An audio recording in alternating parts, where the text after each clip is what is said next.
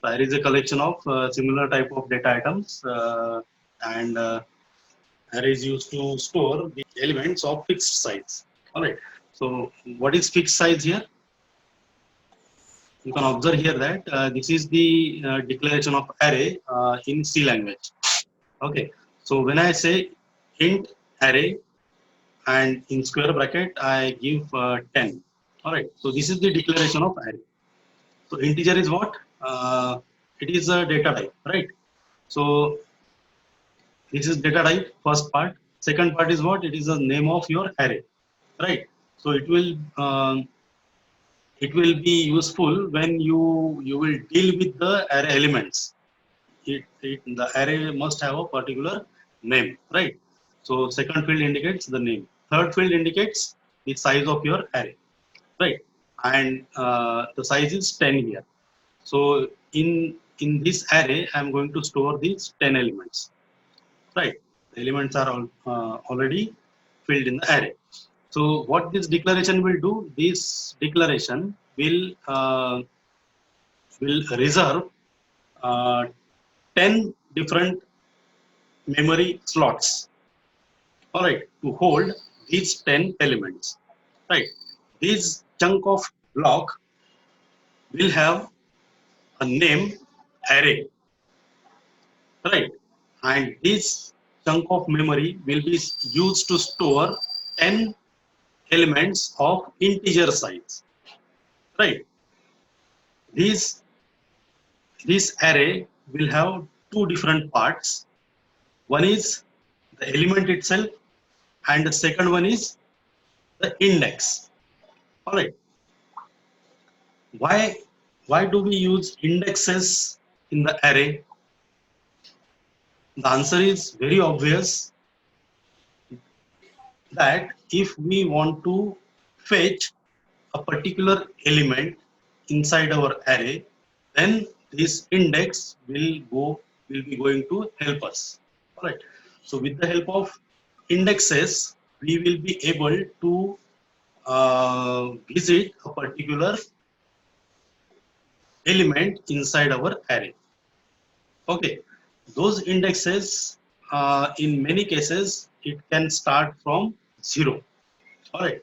So the starting address, starting index of your array will be 0. And ending address will be number of elements minus 1.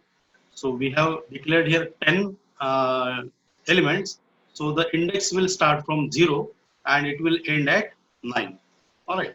So 0 to 9 will be the index for this particular array. And these are the actual elements. So this kind of structure will be created inside your memory. So these points are already written here. Index starts with 0. Array length is 10, which means it can store 10 elements of integer size. Each element can be accessed via its index. It takes constant time to access any item of the array if array index is known. What is the meaning of this statement? So if you know the array index of a particular element, then it takes the constant time to access that particular element.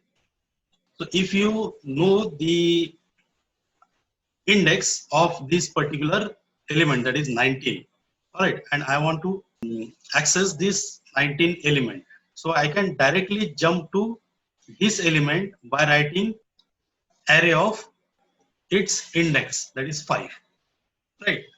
Because I already know that on the 5th index, this 19 element is stored.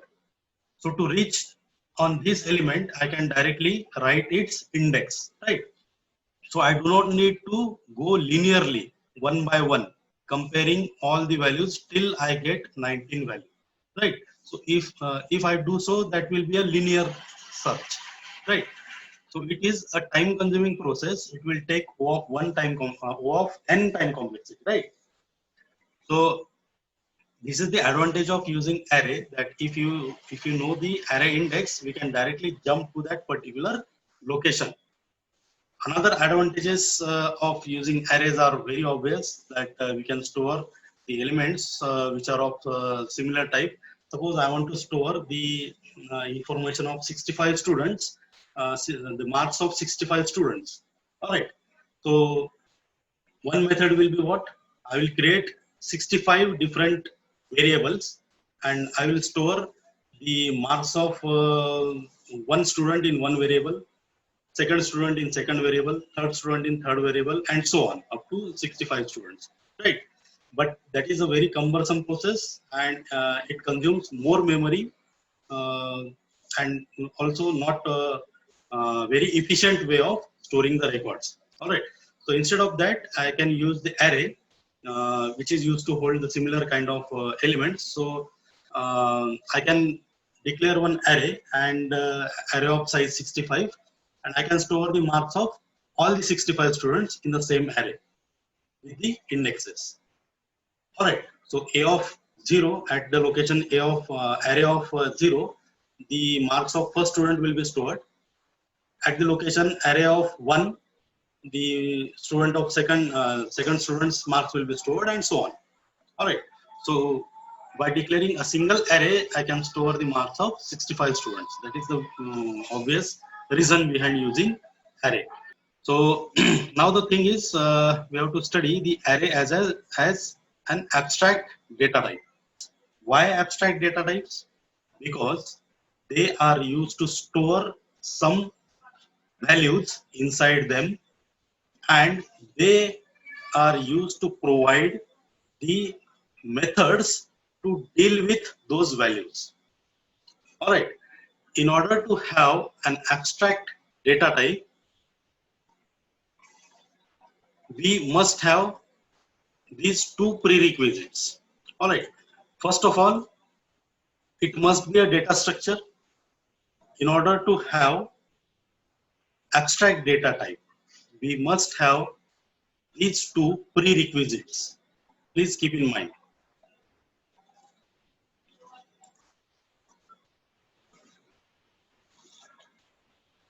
Number one is what? It should be a data structure. And number two is what? It should supply, it should convey some set of operations to us. All right. If these two conditions are satisfied, then only we can say that a particular entity is an abstract data type. All right. As we have already discussed in case of stack. So stack, can we call stack as an abstract data type? The answer is yes. Why? Because stack allows us to store some values inside it, right? Also, it provides us the some predefined operations, some predefined methods to deal with that elements. And what are those operations? Number one is push and number two is pop, right? So push and pop are the two methods which are implemented in stack data structure. All right. Push means what?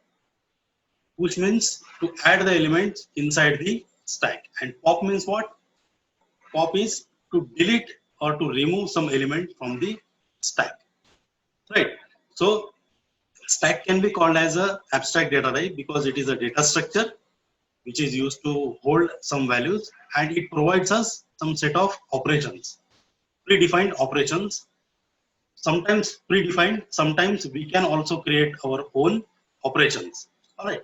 So anything that allows us to have these two prerequisites can be called as an abstract data type. Right. Now let us come back to the array as abstract data type. Array can be thought of as an abstract data type because it is a data structure first, right? It is a data structure. Why? Because we can store some element inside that particular array. So that is a data structure. Second thing is what? It has a set of operations. We can have different operations on array data structure. All right. Some are predefined, some operations we can define, right? So that is why array is called as an abstract data type. Now, what are those operations? We can create the array, we can retrieve the array, we can store the elements inside the array, we can modify the existing elements, we can count the number of items in the array, we can delete the element from the array, right? So these are all set of operations that we can perform on a particular array, right? So for all these operations, we can write our own code. We can write our own program to carry out these operations. All right. So operations are there as well as it is a data structure. That is why we can say that array is an abstract data type.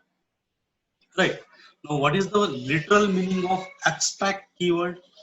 That is also discussed in the first unit. Abstraction means what? Hiding the implementation details from the user and showing only the interface. All right, that is the meaning of abstraction. You might have studied this in OOP subject also. Meaning is what? How the array is created inside the memory, or how the remove operation is carried out, or how we are storing the elements inside the memory.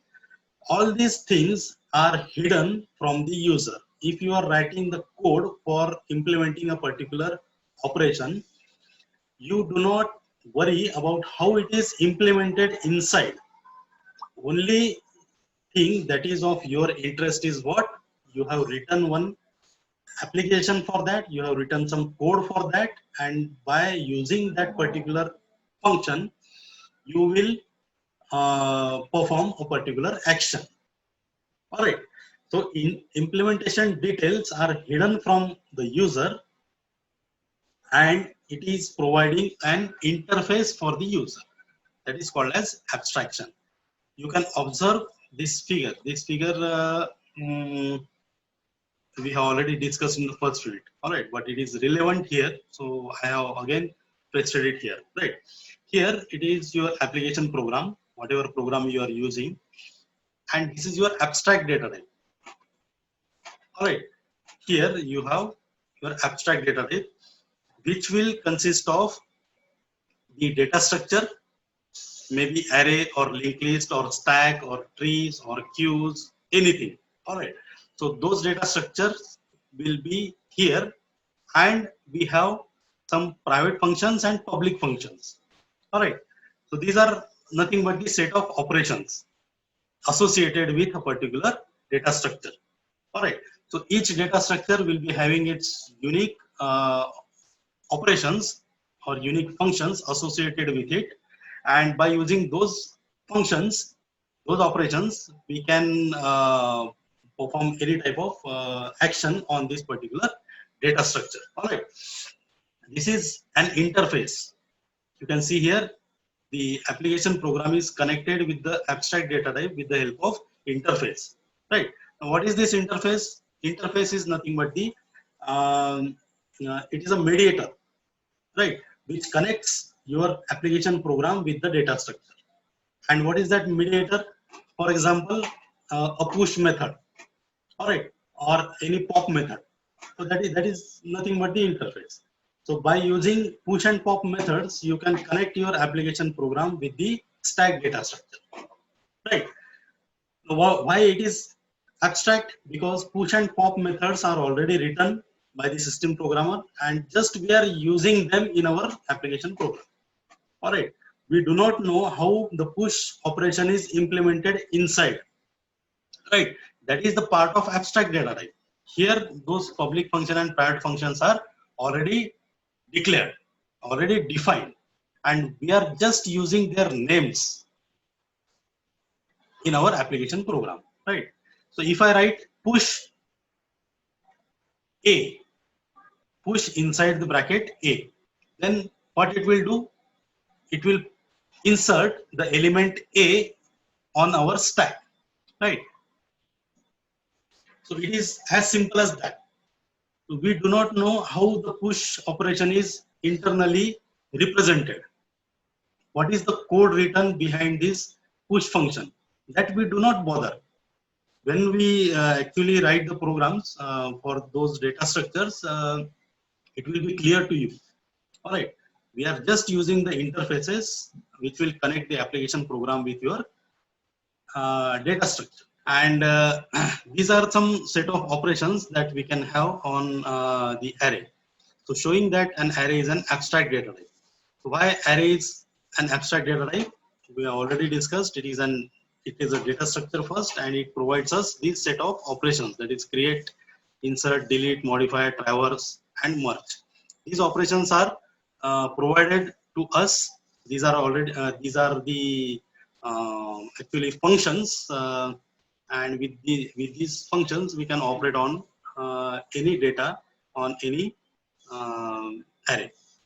We will be writing some programs for each and every operation, for creating and printing the array, for accessing the array elements, for inserting the elements inside the array, for deleting any element in the array, for searching a particular element in the array, for updating any element inside the array, and then merging, that is combining or joining two different arrays. All these operations we will be writing in Python language. Now I will open the notepad first. So let us write the first code. That code is for creating an array and printing the elements. I have declared one array of name ARR. All right, this is the declaration in Python, and whatever we have seen just now, that was the declaration of C language. That is int array, and in the square bracket I have written the size. All right, so that was the declaration in C language. Now in Python language, it is made very simple. You do not have to supply the size as well as the type of your array. It will be taken automatically. All right, that is the beauty of Python language. Just I need to declare the name of my array, that is ARR, is equal to whatever elements I want to store in that array. All right, then let us put one message. So printf, and I will write elements of array are. All right. So this is simply to put one message for the user. All right. Now I have created my array. All right. This array consists of 1, 2, 3, 4, and 5 elements. Right. Now I need to print those 5 elements on the screen. Right. So for that, what I require, I need to use the for loop, right? So for I in range, let us say 0 to length of my array. All right.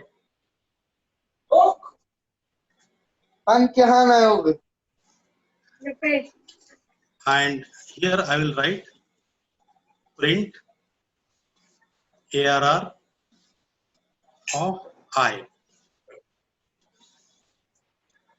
All right, that's all.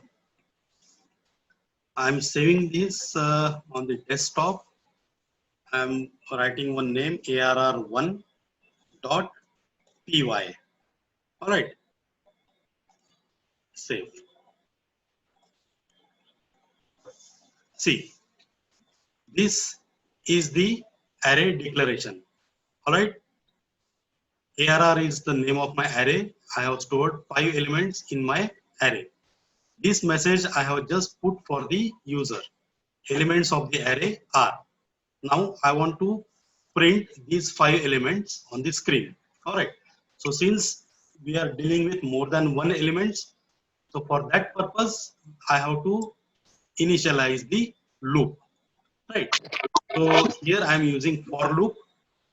This I is used to iterate through the each value of my array. All right. So I will be 0, 1, 2, 3, 4, and 5, and so on. All right. So I will iterate in which range. It will start from 0 and it will go up to the length of my array. All right. So this len function is already written. It is a predefined function and we are just using it in our program. All right. So also this range is also a predefined function. Okay, we do not need to know the implementation details for these particular functions. These are already written inside the memory. So these are called as abstract functions. All right, because we do not know the implementation details, we are just using it in our application program through the interface. So these can be called as an interface. All right. So for I in the range 0 to length of my array, what it will do? It will just print the value of I. All right. Initially, I will be 0, so it will print 10. Then it will again go here. It will increment the value of I. So now it will point to 1. All right. And here we are printing ARR of 1. Now ARR of 1 is what? 20. Third time 30, 40, and 50. All right. So this is very simple code to initialize the array as well as to print the array. Okay. Now let us try to execute this. So now it has shown us the elements that we have put inside our array. Okay. Again, go back to the screen. Okay. So please note down this small piece of code, and I request you to install the Python in your laptop or computer and just try it. All right.